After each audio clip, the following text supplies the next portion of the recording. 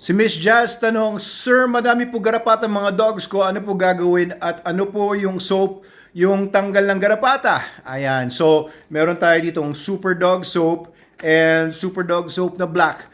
Dinevelop ko po ito many years ago, maybe 13 or 14 years ago para po sa mga external parasites primarily, pero lahat ng iba-iba mga klase pang mga skin problems na merong mga external causes kagaya ng mga mites, yung mga galis, mange, fungus, mga bacterial infection. Ayan, swak na swak po dito sa Super Dog Soap natin. Ang gawin niyo po dito ay panligo niyo 3 times a week. Pwede naman po, no? Gusto niyo once a week lang. Pero hindi kasi ito nakakatuyo ng coat. Yung ibang mga shampoos kasi nakakatuyo ng coat. Ibang mga soaps nakakatuyo ng coat. Nawawala po yung mga natural oils. Pero ito hindi kasi coconut oil ang base nito. Non-saponified to na not 100%, kaya may coconut oil pa ito. So maganda po yung coconut oil dahil hindi nyo na kailangang mag-vitamin E, nagkukos na rin siya na maging healthy yung balat, na same effect sa vitamin E application sa balat.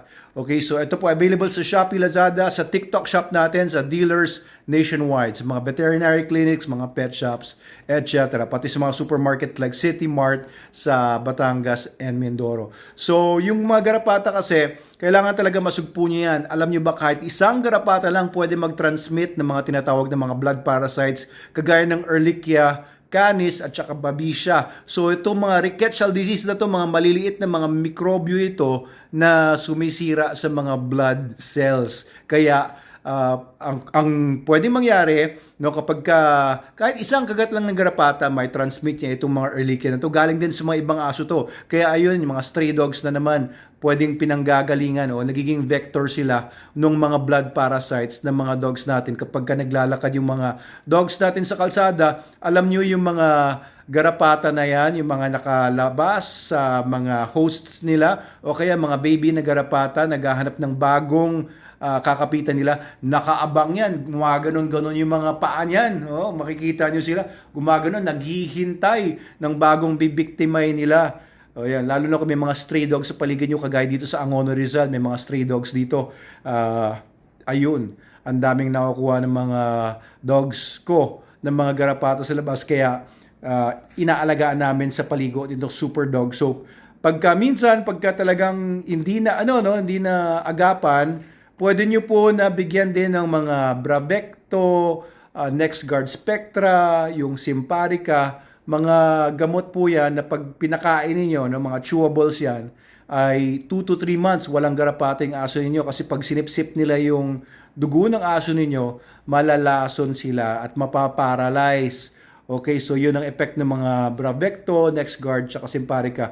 Pero may mga cases kasi na may mga sensitive na mga dogs na sila ay nagkakaroon ng seizures, nagkakaroon ng mga nervous attacks kapag binigyan ng mga ganong klaseng gamot. Kaya kung kaya ninyo na agapan ng Super Dog Soap lang, eto po, maganda po ito. All natural ingredients, 5-in-1 na siya. May Madre de Cacao, coconut oil yung base niya nga, neem oil extract, meron po siyang natural tawas na maganda para sa mga rashes, etc.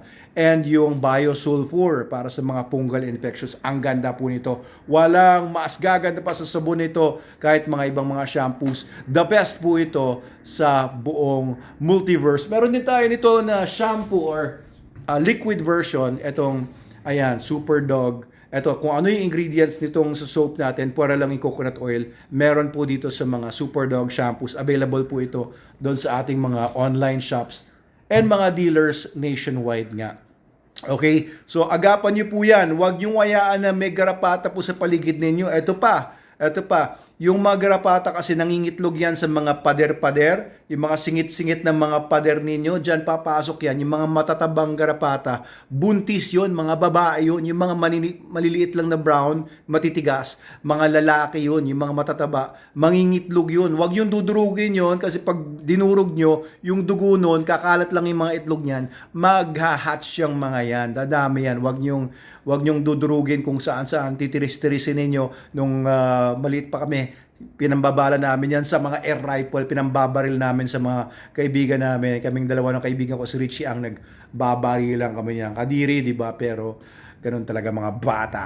O, nung panahon namin, ewan ko lang ngayon kung anong puro video games na lang. So, yun po, Miss Jazz. At sa mga may problema sa garapata, yun po, Super Dog Soap lang or Super Dog Shampoo.